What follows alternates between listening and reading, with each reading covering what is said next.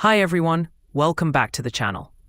In today's video, I am going to show you how to fix some websites not loading or not opening in any browser issue windows. Let's get started. Method 1. Click on Start, then go to Settings. Next, click Network and Internet, then select Proxy. Here, make sure Automatically Detect Settings is turned on, and turn off Proxy Server. Method 2. Type ncpa.cpl into the Windows search bar and open it.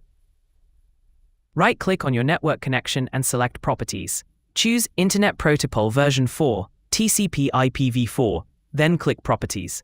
Now type 8888 and 88444 as your DNS addresses. Then click OK. And that's it. One of these methods should fix your internet connection issue. If this video helped you out, don't forget to give it a thumbs up and subscribe for more tutorials. Thanks for watching.